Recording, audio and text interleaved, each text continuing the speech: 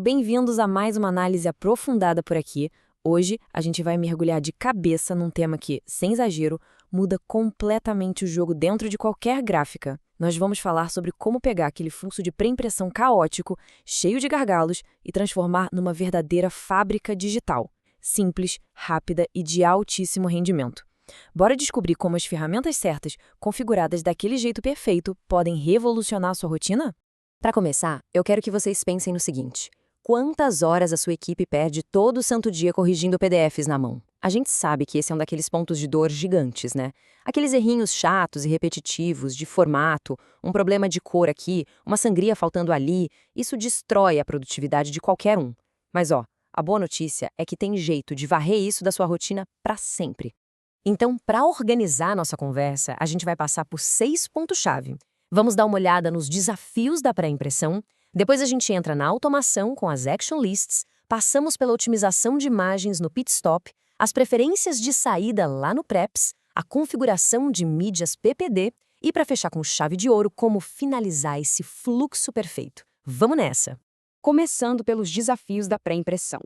Eu gosto muito de pensar nisso usando a analogia de uma fábrica digital. O seu fluxo de trabalho não pode mais ser visto como um ateliê artesanal, gente. Ele precisa ser uma linha de produção industrial moderna. E para isso dar certo, você precisa de duas coisas inegociáveis: um scanner de controle de qualidade absurdo de rigoroso logo na entrada e um departamento de expedição que simplesmente não falhe.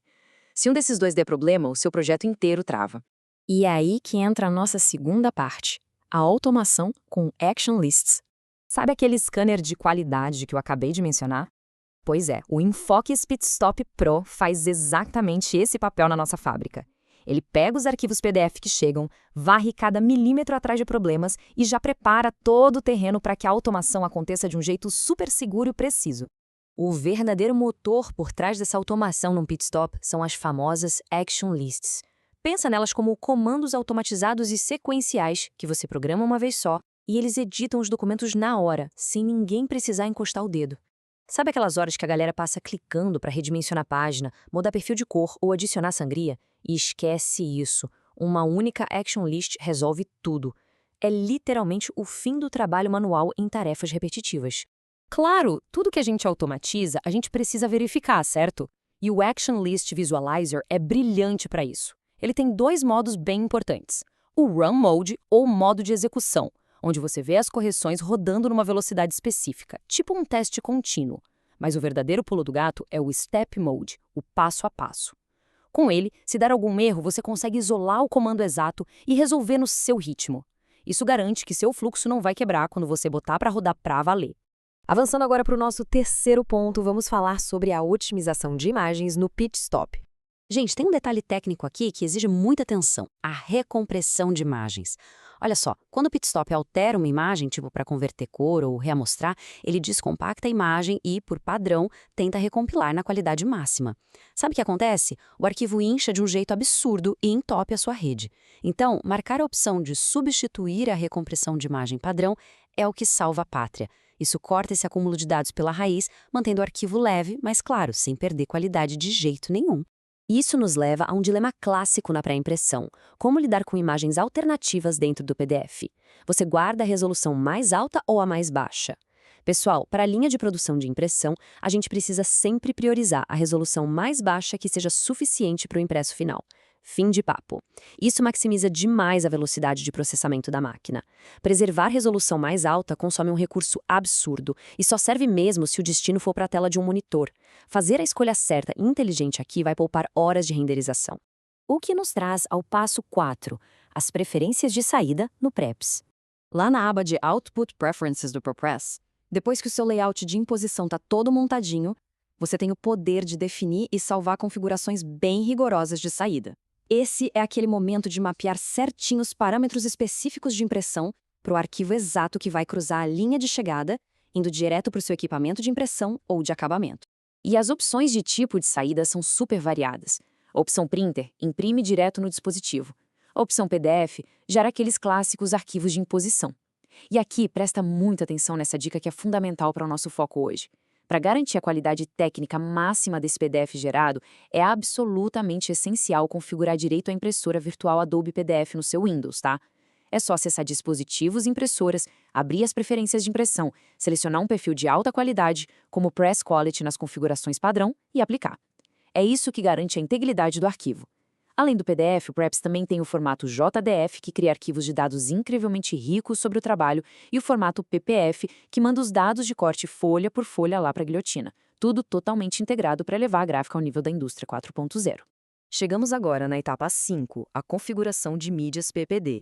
Para conectar o digital com o físico de verdade e sem falhas, a gente precisa seguir um checklist bem rigoroso. O arquivo PPD tem todos os parâmetros da impressora.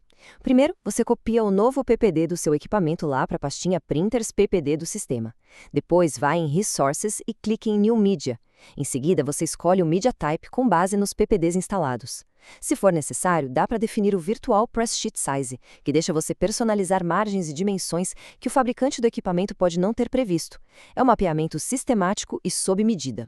Mas e quando a gente precisa ir ainda mais fundo? Se houver funções de hardware profundas que a configuração padrão não alcança, o PPD Browser entra em ação. Essa ferramenta autônoma permite que você edite configurações super complexas direto na raiz do arquivo PPD. Você basicamente força a máquina a ter o comportamento exato que aquele trabalho pede.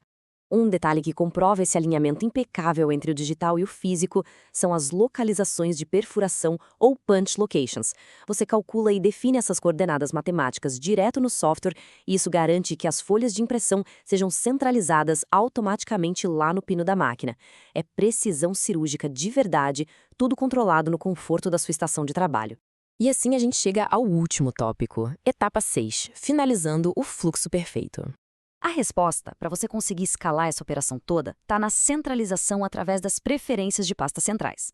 Em vez de você ir lá e configurar cada computador isoladamente, você compartilha essas preferências pela rede. Você faz os caminhos de templates, marcas e PPDs apontarem para um servidor central. Desse jeito, todos os operadores da pré-impressão compartilham os mesmíssimos arquivos na hora. É a sincronização absoluta de toda a sua fábrica. Para encerrar nossa exploração de hoje sobre a construção dessa fábrica digital, eu quero deixar vocês com uma provocação fascinante.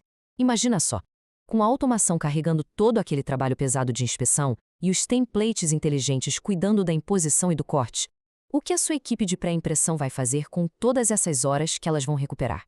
Pensa nisso. É a oportunidade ideal para focar em inovação e num atendimento aprimorado que seu cliente nunca viu. Fica a reflexão sobre todo esse potencial inexplorado que se abre quando a tecnologia é implementada direito. Muito obrigado por me acompanharem nessa conversa de hoje e que a otimização dos fluxos de trabalho seja sempre uma busca constante na rotina de vocês. Até a próxima!